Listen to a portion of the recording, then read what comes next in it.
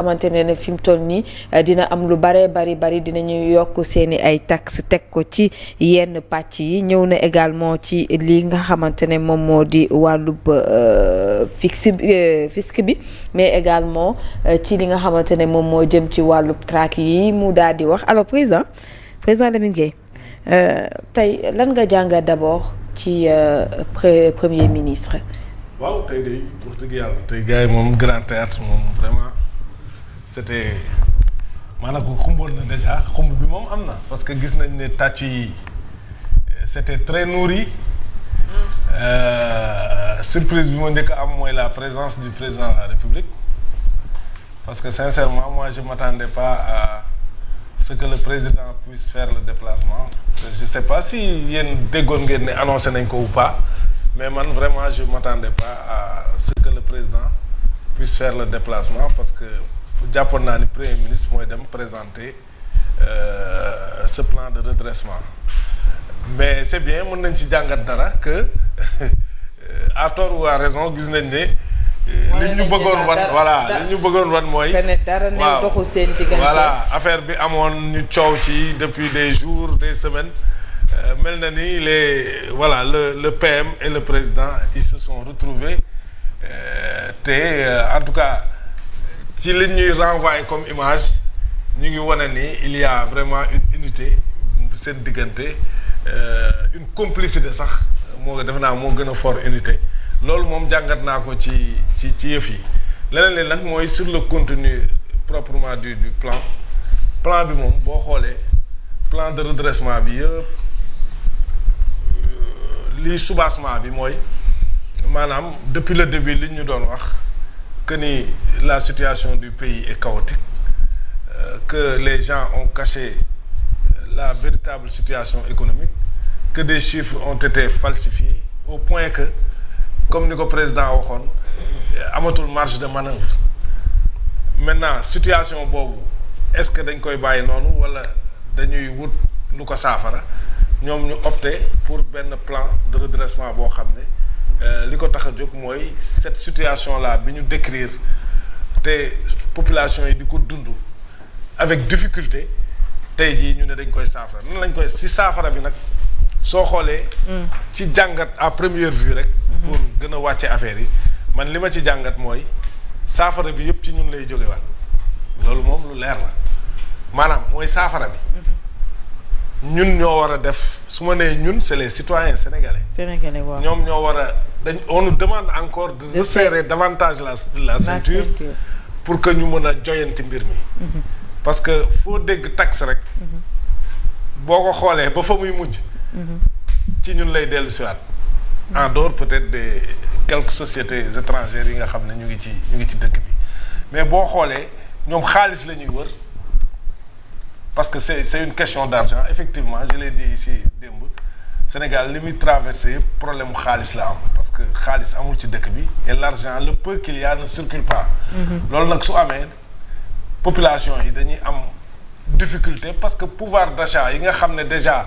li yàlla xamoon doy na sax dafa dem ba day wàññeeku ku mënoon démb benn tey jii genn wàll nga mën mais ci contexte boobu tamit bu ñu bëggee demander waat population yi ñu defaat ay efforts pour ñu joyant situation bi tey jii population yi nag ñoo dee wax dëgg yàlla te tamit parallèlement pour man comme la situation est déjà exécrable difficile ñu ne ñu malgré ça dëkk bi mënul continuer il faut que ngeen defaat effort davantage mais jàpp naa ne nag ñoom waroon nañu wax ne ci seen fonds spéciaux yooyu foofu la ñu waroon commencer fonds spéciaux yi bu dee 50 milliards nga am président ne man renoncé naa vraiment dese un tiers. par exemple. waaw def nañ kon te loolu dinañu indil économie temps PM dafa am fonds spéciaux moom it mu renoncé ci xam nga loolu c'est direct parce que ñoom ñoo koy gérer directement pour donner le bon exemple ensuite nag ils viennent nous demander nous population que ñu gën a resserrer davantage la ceinture même su fekkee ni sax dans l'exposé nee nañ ils vont faire 100 milliards d'économies par rapport ak état bi 25 milliards par an sans pour autant nous dire exactement où est-ce que voilà effort boobu fan lañ koy jëlee. maanaam bu ñu la déggee ci li nga xamante ne moom la PM bi wax ci réduction bu train de vie de l'État mu ne am na 100 milliards yoo xamante ne dañu koy ciy génnee. waaye d'ici 2027. waaw mais duggul ci détails yi. waaw duggul ci détails yi c'est 25 milliards par an la ñu wax. mais duggul ci 2025 bi j'imagine que ci la bokk. mais duggul ci détails yi ñu wax ñu. économie d'argent boobu fan ak fan lañ koy jëlee. donc loolu waxuñu ñu ko même bon mën nañ rafetlu nag ne su fekkee am na baax na 100 milliards sur 2 ou 3 ans baax na d'économie par rapport au train de vie de l'État pour man sax on peut aller. mën na ëpp loolu. mais waxuñu ñu fan lañ ko man nag fi ñu ko waroon jëlee pour man fi gën a direct mooy fonds spéciaux yooyu ñoom ñu waxoon ne baaxul mënoon nañ renoncer ba dese un tiers yi ñu gérer si le minimum requis. maintenant li ci des nag mooy. vraiment bëri na il y a une batterie de mesures maintenant est-ce que concrètement loolu buñ ko appliquer dina dem ci objectif ñoom bi ñu décliner parce que li ñu décliner mooy Sénégal fi mu toll nii il faut nit ñi xam ko mooy dañuy leb pour survivre c'est ça aussi la vérité on va sur le marché de l'UEMOA di leb pour survivre mooy maanaam état bi yi tegu ci kawam comme charge moom donc mënu ko doxal il faut mu wuti xaalis pour doxal ko pour fay ay bor pour fay fonctionnaires yi pour subvention yi nga xam ne def nañ ko ci yenn denrées yi wala yenn hydrocarbures yi ñu mën ko respecter loolu pour état bi mën ko respecter il faut que chaque mois fépp fu xaalis am mu dem lebi ko te leb ko nag à des taux yoo xam ne c'est des taux élevés mais leb ko ci période boo xam ne bu gàtt la mu war ko fay parce que loolu aussi bu continuer c'est l'État qui va péricliter complètement maintenant sur les solutions c'est vrai que on demande encore aux citoyens sénégalais de serrer davantage la ceinture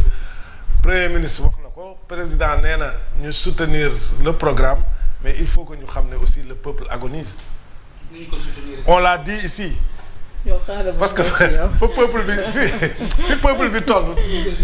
peuple bi toll ci niveau de souffrance est-ce que aujourd'hui mën nañu laajaat peuple bi mu defaat ay efforts c'est ça man la grande équation parce que nit ki aussi. da koy waxu 100 milliards ci diirum ñetti at. ndax loolu mën nañ ci. parce que nit ki aussi da nga koy demander mu consentir effort boo xam ne dina ko mën a def. très bien mais su fekkee ni déjà li ñuy dund nii rek ci góorgóorlu sénégalais bi. c'est insoutenable ñu bëgg a ñëwaat xëy na bëgg ko tegaat leneen aussi damay ragal nag su yàggee ñu si fokkee parce que nag njëriñ loo fekkee la gars yi wax parce que su fekkee ni gars yi dañ ñuy teg mu diis boo moytuwul ñu koy fekkee du bari de waaw mais daal vraiment bon on verra est-ce que ça va marcher ou pas. Très bien. mais li ñuy laaj oui ñu mën a jàpp daal mooy li ëpp ci population yi lañ koy jëlee. très bien ci ressources attendues yooyu nga xam ne ci lii lee di jubbanti koom bi partie bi nga xamante ne moom la ñu jagleel économie sur la réduction de la taille de l'État 50 milliards la ñu wax et non 100 milliards alors c'est 50 sur voilà ba 2028 la. diggante 2025 waaw 2025 jàpp 2028 je pense que c'est 4 ans alors Cheikh Tidiane. 100 milliards c'est 25 milliards par an non. lii ma di bon c'est ce que j'ai lu ici ci kii bi page jubbanti koom gi dinañ ci ñëwaat. les économies de réduction. voilà c'est ça. seront à 50 milliards 50 milliards. maanaam bu fusionné. yenn entreprise parapublique les agences waaw su leen fusionné. voilà donc nee na